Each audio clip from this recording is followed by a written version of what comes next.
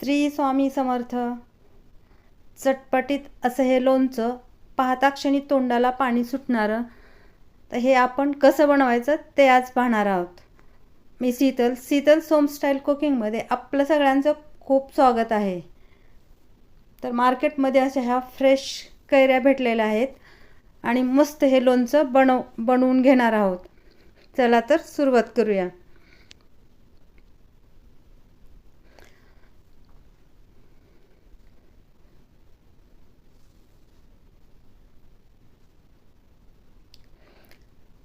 कैऱ्या आपण ह्या स्वच्छ धुवून घेतलेल्या आहेत.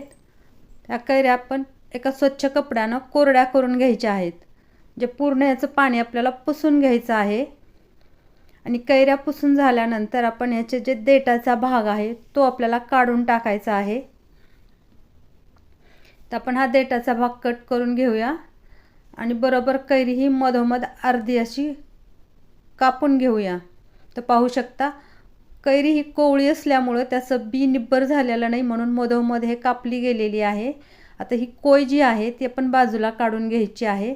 आणि कैरी जर निब्बर असेल तर त्याची कोय पण निब्बर झालेली असते. तर निब्बर झालेल्या कैरीची कोय जी असेल तर त्याच्या साईडचा भाग आपण असा कापून घ्यायचा आहे. हे पाहिजे हे असे छोटे छोटे पातळ असे हे कापून घेतलेले आहेत.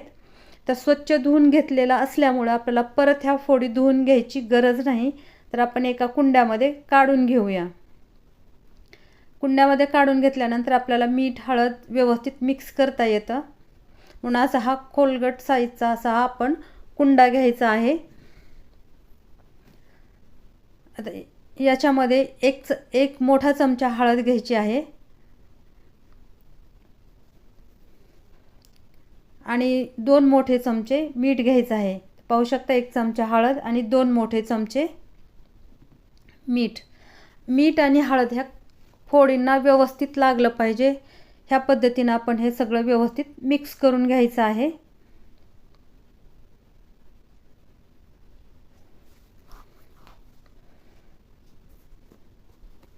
हे पण मस्त असं हे मिक्स झालं पाहिजे.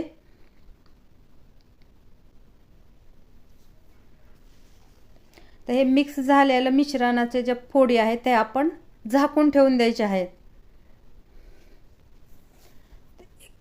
गॅसवरती लो फ्लेमवरती कढई ठेवलेली आहे. आता आपण लोणच्याचा मसाला बनवून घ्यायचा आहे. तर 2 चमचे मोहरी, 2 चमचे बडीशोप, 1 चमचा जिरे, 1 चमचा मेथीदाणे आणि 1 चमचा हिंग घेतलेला आहे. तर लो फ्लेमवरती आपल्याला 1 मिनिटभर ड्राय रोस्ट करून घ्यायचं आहे. कारण हे जास्त भाजलं तर कडसर लागतं, कारण याचा कडवटपणा उतरतो. म्हणून आपण हे थोडंसंच भाजून घ्यायचं आहे, कारण याच्यात ओलसरपणा जो आहे ना तो कमी झाला पाहिजे. 1 मिनिटभर हे परतल्यानंतर छान असं हे स्मेल घरभर पसरलेला आहे. तुम्ही पाहू शकता. खूप जास्त भाजायचं नाही आपल्याला हे, आणि थंड होण्यासाठी ठेवून द्यायचं आहे. तर हे थंड झालेलं आहे. तर आपण एक मिक्सरच्या भांड्यामध्ये ह्याची बारीक अशी पावडर बनवून घ्यायची आहे. हे पाहू शकता छान अशी पावडर तयार झालेली आहे. तर त्याच पॅनमध्ये 1 वाटी मोहरीचं तेल घेतलेलं आहे. मोहरीचं तेल हे आपल्याला लो फ्लेमवरती गरम करून घ्यायचं आहे. मोहरीचं तेल किंवा तिळाचं तेल आपण लोणच्यासाठी वापरू शकतो, कारण लोणच्याला बुरशी येण्याची शक्यता कमी आहे. त्याच्यासाठी आपण मोहरीचं तेल किंवा तिळाचं तेल वापरायचं आहे. आता हे छान असं धूर निघेपर्यंत आपल्याला हे तेल गरम करून घ्यायचं आहे. तर तुम्ही पाहू शकता थोडंसं धूर दिसतंय आपल्याला याच्यामध्ये.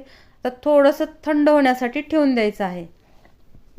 तर एवढं नॉर्मल थंड झालेलं आहे. त्याच्यामध्ये 1 चमचा मोहरी आणि 1 चमचा जिरे टाकायचे आहेत.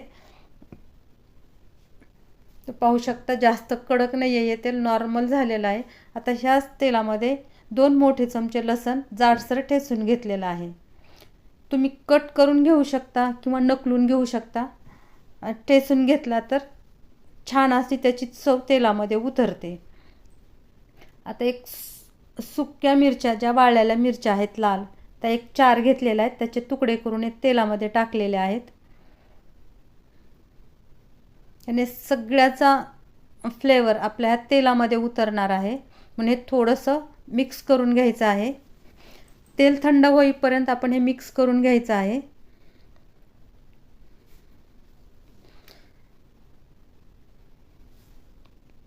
तर ते थंड होते तोपर्यंत आपण ह्या फोडी पाहूया.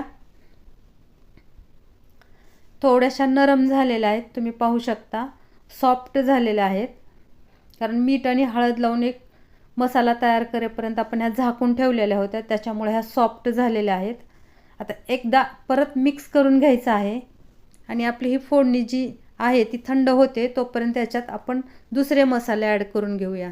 त्याच्यात 1 चमचा कलोंजी टाकलेली आहे. कलोंजी भाजायची पण नाही, तेलात पण नाही टाकायची आणि पावडर पण करायची नाही त्याची. कलोंजी आपल्याला हे अशीच टाकायची आहे, त्याची चव खूप छान येते. आता याच्यामध्ये काश्मीरी लाल मिरची पावडर टाकलेली आहे 1 चमचा, कारण 1 चमचा परफेक्शन एवढं होतं याचं. तुम्हाला जर वाटत असेल तर आणखीन थोडीशी पाहिजे तर तुम्ही आणखीन अर्धा चमचा वाढवू शकता, याच्यापेक्षा जास्त मिरची पावडर लागत नाही. आता याच्यामध्ये अर्धा चमचा ओवा टाकलेला आहे, कारण ओव्यानं चव खूप छान येते लोणच्याला. तुम्ही कधी टाकले नसेल तर नक्की टाका आणि चव कशी आली ते कमेंटमध्ये नक्की सांगा. आता आपण जो मसाला बनवून घेतलेला होता तो 2 चमचे मसाला आपण अगोदर याच्यामध्ये ॲड करणार आहोत आणि राहिलेला मसाला जो आहे तो सगळ्याच्या शेवटी टाकणार, कारण आपण मिक्स करून पाहायचं आहे अगोदर. तसा तर पूर्ण मसाला आपल्याला लागलेला आहे याच्यामध्ये, तर पाहू शकता राहिलेला मसाला टाकलेला आलेला नाही आहे, पण पूर्ण मसाला याच्यामध्ये टाकलेला आहे. आता आपण हे फोडणी याच्यामध्ये टाकून घेऊया.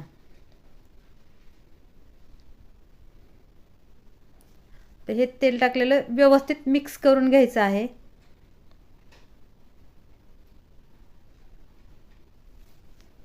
मस्त असं हे चटपटीत लोणचं आपलं तयार झालेलं आहे. पाहता क्षणी तोंडाला पाणी सुटतंय.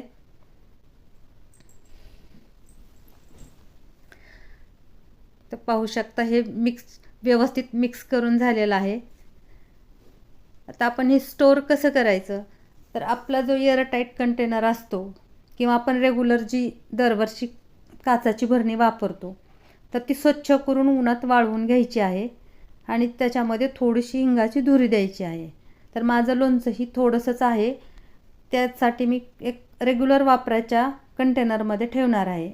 आणि कंटेनर कुठला जरी असाला, रेग्युलर वापरायचा असो किंवा वर्षभर ठेवण्याचा असो, त्याचं टाईटच टोपण असलं पाहिजे. त्याच्यामध्ये आपल्याला चिलटं वगैरे जाणार नाहीत किंवा बुरशी लागणार नाही आणि शक्यतो ओला चमचा त्याच्यामध्ये घालायचा नाही, कारण लोणचं पटकन खराब होतं आणि आपल्याला जेवढं लागतं तेवढंच आपण एका वाटीमध्ये काढून घ्यायचं दररोजच्या वापरासाठी, जास्त काढायचं नाही.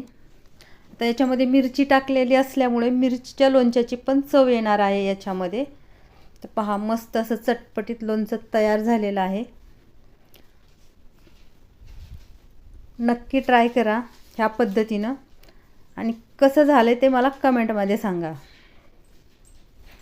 रेसिपी आवडल्यास लाईक, शेअर आणि सबस्क्राईब करायला विसरू नका. भेटूया अशाच एका रेसिपीसोबत पुढच्या व्हिडिओमध्ये. धन्यवाद.